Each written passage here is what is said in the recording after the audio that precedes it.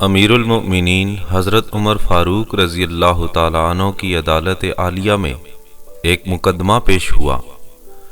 دو خوبصورت نوجوان ایک نوجوان کو پکڑ کر حاضر ہوئے اور فریاد کی کہ اے امیر المؤمنین، اس نوجوان نے ہمارے بوڑھے باپ کو قتل کر دیا ہے، اس ظالم قاتل سے ہمارا حق دلوائیے۔ آپ رضی اللہ تعالیٰ عنہ نے دعویٰ سننے کے بعد ملزم کی طرف دیکھا اور دریافت فرمایا کہ تو اپنی صفائی میں کیا کہتا ہے؟ ملزم نے عرض کی، ہاں امیر المؤمنین، یہ جرم واقعی مجھ سے صادر ہوا ہے۔ میں نے زور سے ایک پتھر اسے مارا جس سے وہ ہلاک ہو گیا۔ سیدنا فاروق اعظم نے فرمایا، گویا تو اپنے جرم کا اقرار کرتا ہے۔ ملزم بولا، جی ہاں امیر المؤمنین، یہ جرم واقعی مجھ سے صادر ہوا ہے۔ آپ نے فرمایا، تم پر قصاص لازم ہو گیا اور اس کے عوض تمہیں قتل کیا جائے گا۔ ملزم نے جواب دیا، آقا، مجھے آپ کے حکم اور شریعت مطہرہ کے فتوے سے انکار نہیں، البتہ میں ایک گزارش کرنا چاہتا ہوں۔ ارشاد ہوا، بیان کرو۔ عرض کی کہ 3 دن کی مہلت چاہتا ہوں، 3 دن بعد حاضر خدمت ہو جاؤں گا۔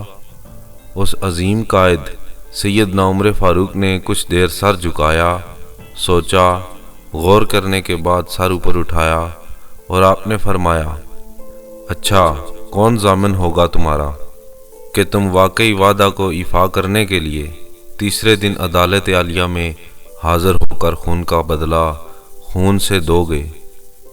حضرت عمر فاروق کے اس ارشاد پر اس نوجوان نے پر امید نظروں سے حاضرین مجلس کا جائزہ لیا اور حضرت ابو ذر غفاری کے پر نور چہرے پر نگاہیں گاڑتے ہوئے اشارہ کر کے کہا، یہ میری ضمانت دیں گے۔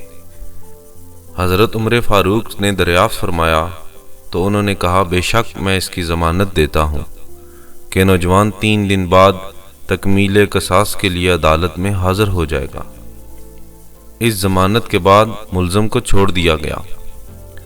1 دن گزرا، 2 دن گزر گئے اور جب تیسرا دن آ گیا، جلیل القدر صحابہ مشیران خلافت دربار میں جمع ہوئے، دونوں مدعی بھی آ گئے اور حضرت ابو ذر غفاری بھی آ گئے، اور ملزم کا بے قراری سے انتظار ہونے لگا۔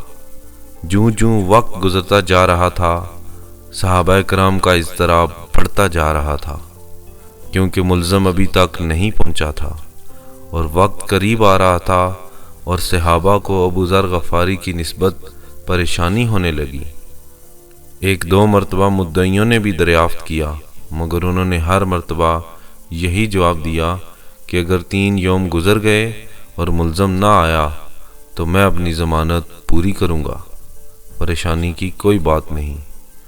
جب حاضرین پریشانی کی انتہا پر پہنچ گئے اور دہلا دینے والے انجام کے تصور سے سہم گئے کہ اچانک ایک طرف سے ملزم دربار میں آ حاضر ہوا۔ اس کے جسم کا پسینہ بہہ رہا تھا، چہرے پر گرد جمی ہوئی تھی، مسلسل بھاگنے سے اس کی سانسیں پھول گئی تھیں۔ اس نے آتے ہی سلام کیا اور عرض کی، اللہ تعالیٰ کا جو حکم ہے اسے بجا لایا، امانت سپرد کر کے آیا۔ حضرت عمر رضی اللہ تعالیٰ عنہ نے فرمایا کہ اے ملزم، بتا کون سی امانت سپرد کی؟ ملزم نے بتایا کہ میں ایک امانت والے کے سپرد کرنے گیا تھا۔ واقعہ یوں ہوا کہ میرا ایک چھوٹا بھائی ہے، والد فوت ہو گیا۔ موت سے پہلے اس نے میرے پاس میرے چھوٹے بھائی کے لیے کچھ سونا رکھا تھا اور وصیت کی تھی، جب وہ جوان ہو جائے تو اس کے سپرد کر دینا۔ میں وہ سونا ایک جگہ رکھ آیا تھا جس کا مجھے ہی علم تھا، اس لیے میں وہ سونا اسے سپرد کرنے گیا تھا۔ الحمدللہ میں نے امانت اس کے سپرد کر دی جو اس کا اصل حقدار تھا۔ امیر المؤمنین رضی اللہ تعالیٰ عنہ نے حضرت ابو ذر غفاری سے پوچھا، آپ نے اس کی ضمانت کیوں دی تھی؟ کیا یہ آپ کا واقف تھا؟ انہوں نے کہا، میرا اس سے کوئی تعلق نہیں تھا، صرف یہ بات تھی کہ جب اس نے پر امید نگاہوں سے میری طرف دیکھا تو مجھے خیال آیا کہ اگر برے مجمع میں بھی اس کی ضمانت نہ دوں تو کل قیامت کے دن رب العزت کے سامنے شرمندہ نہ ہونا پڑے کہ اتنے آدمیوں میں کوئی بھی اس کا ضامن نہ بن سکا۔ اس لیے میں نے اس کی ضمانت دی، حالانکہ میں اسے بالکل بھی جانتا تک نہ تھا، نہ مجھے یہ معلوم ہے کہ یہ کہاں رہتا ہے، بس اس کی ظاہری شرافت نے مجھے یقین دلا دیا تھا کہ یہ وعدے کا پکا ہے، اور میں نے ضمانت دے دی۔ یہ سن کر حاضرین محفل اشک بار ہو گئے۔ مدعیوں نے التجا کی کہ اے امیر المؤمنین رضی اللہ تعالیٰ عنہ، ہم اپنے باپ کا خون معاف کرتے ہیں۔